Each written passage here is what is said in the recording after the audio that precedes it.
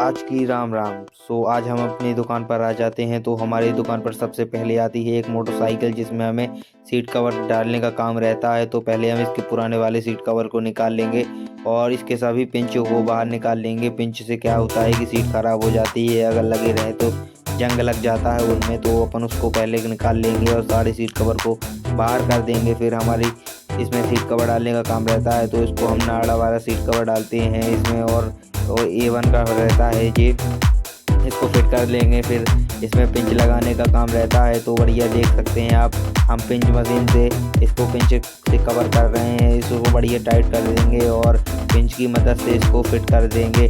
फिर इससे क्या होता है कि पिंच से निकलता नहीं है सीट कवर और ढीला भी नहीं रहता है। आप भी ऐसे ही लगवा सकते हैं और लगा सकते हैं। तो आप देख सकते हैं बिल्कुल ही फिट हो गया था, स्प्लेंडर का था ये सीट कवर। तो हमने फिर गाड़ी में कर दिया कंप्लीट इसको और जाने दिया उसको। फिर हमारे पास एक TVS की लूना बाइक आती है जिसको हमें टायर पंचर का काम करना था। इसका टायर पंचर हो गया था तो इसको खोलने में आपकी मदद कर सकते हैं। देख सकते हैं आप, पहले इसके पैरदान को खोल लेंगे। इसमें 17 नंबर का रिंग पाना लगेगा आपको, इस साइड का उस साइड का दोनों साइड का खोलना पड़ेगा आपको। तो पहले मैं राइट साइड का खोल लेता हूँ, तो अब मैं लेफ्ट राइट साइड का खोलने देखता हूँ। आप देख सकते हैं मैं लेफ्ट साइड का खोलने लगा हूँ नट। इसके बगैर नहीं खुलेगा आपसे टायर चका।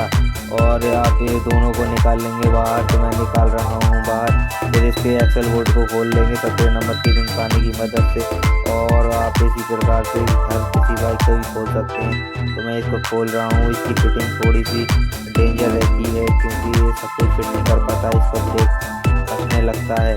तो फिर हम इसको एक्सल बोल्ट खोलने के बाद इसकी ब्रेक राइड का बोल्ट खोलना पड़ता है। तो हम उसकी 13 नंबर 14 नंबर की रिंग पाने की मदद से इसकी ब्रेक प्लेट का बोल्ट खोलते हैं। तो इसमें हमें थोड़ा सा समय लग जाता है क्योंकि उधर रिंच फंसता नहीं है। और इसमें देख सकते हैं आप, मैं खोल रहा हूँ तो ये खुल जाने के बाद क्या है कि पहिया निकालने का काम रहता है। देखो मैंने पत्ती को निकाल लिया और ब्रेक टायर को अलग कर लिया। इससे क्या होता है कि फंसने का डर रहता है उसका। फिर हम उसके बाद एक्सल निकाल लेंगे। एक्सल के बगैर टायर नहीं निकलेगा तो एक्सल निकालना पड़ेगा आपको। फिर हम उसको टायर निकाल लेते हैं। फिर इसकी ब्रेक का प्लेट को बाहर निकाल लेंगे, ब्रेक प्लेट को। और इसमें ये फंसे रहती हैं ब्रेक शू, तो ये भी निकलने का डर रहता है, लेकिन हम आसानी से निकाल लेते हैं और अपने पास ले जाते हैं। तो इसको देखते हैं, पंचर बनाने का काम था। टायर से ट्यूब को बाहर निकालने के बाद उसको देखने का काम रहता है। इसमें पंचर मिल जाता है, मेरे साइड से पंचर था तो हम अपने सिलेंडर की मदद से इसको देख लेते हैं। सिलेंडर की मदद से देखने के बाद उसमें सलूशन लगाने का काम रहता है। देख सकते हैं आप, हमने सलूशन लगा दिया था। इसमें ओमनी का सलूशन लगाते हैं हम, आपको तो पता ही है ओमनी का सलूशन एकदम बेस्ट रहता है। फिर इसकी हवा निकाल लेंगे। हवा निकालने से क्या होता है कि टिकिया अच्छे से चिपक जाती है। तो हमने इसकी हवा निकाल ली थी और टिकिया लगा दी थी। और फिर टिकिया लगाने के बाद उसको हाथ की मदद से या टूल्स की मदद से उसको ठोकने का काम रहता है क्योंकि टिकिया उखड़ने का भी डर रहता है। तो हम इसकी मदद से इसको रोल कर रहे हैं और दबा रहे हैं उसको, तो सही रहता है। ठोक दिया। फिर इसका वो फिट नहीं आ रहा था, इसका जो लंगोट होता है वो नहीं आ रहा था इसका सही। तो इसको हमने सही किया, निकाला 2-3 बार और सही कर दिया हमने उसको। सही करने के बाद टालीवर की मदद से उसको नलकी को फंसा दिया और टालीवर की मदद से टायर और ट्यूब को चढ़ा दिया हमने। ट्यूब अंदर करने के बाद इसमें क्या होता है कि उसमें वो भरने का हवा रहता है। तो हम देख सकते हैं कि मैं टायर ट्यूब को अंदर लगा रहा हूँ, तो मैंने वैसा कर दिया। और फिर टालीवर की मदद से उसको टायर में फिट कर दिया। और फिर इसके बाद हवा भरने का काम रहता है, तो उसकी नलकी बिठाल के मैंने इसमें हवा भरी मैंने 50 पॉइंट। और इसमें लोड में चलती है थोड़ी सी गाड़ी, तो इसमें हमने 50 पॉइंट भर दी थी, कोई दिक्कत नहीं है। और टायर भी सही था, ट्यूब भी सही था, तो कोई दिक्कत नहीं है। फिर इसको फिट करने का समय था, तो हम पहले इसके टायर को अंदर लगा कर देंगे। फिर ब्रेक प्लेट को लगा देंगे अंदर। तो आप देख सकते हैं थोड़ी सी टेढ़ी भी गाड़ी साइड से भी करवा सकते हैं, कोई दिक्कत नहीं है। और फिर हम देख सकते हैं कि हमने इसको एक्सल को डाल दिया उसमें अंदर और फिट कर दिया इसको। तो और उसकी पुल्ली को भी लगा लिया और कुत्ते को भी लगा लिया था। तो आप देख सकते हैं जो चैन एडजस्टर होता है उसको भी हमने फिट कर दिया था। फिर उसके बाद हमने उसका नट का साथ थोड़ा सा ढीला रहने दिया अभी, क्योंकि टाइट नहीं कर सकते थे, ब्रेक प्लेट का बोल्ट नहीं लगा था अभी। फिर हमने उसका ब्रेक प्लेट का बोल्ट लगाया।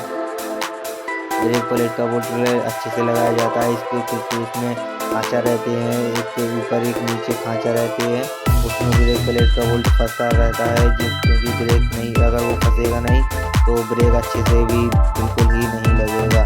तो आप उस प्रकार से लगाएं उसको और इतना सोच समझ के लगाएं और देख के भी लगाएं, और उससे क्या होता है कि ब्रेक एकदम परफेक्ट लगता है। अगर वो सही नहीं लगेगा तो ब्रेक में आपको प्रॉब्लम होगी और कस्टमर परेशान होगा।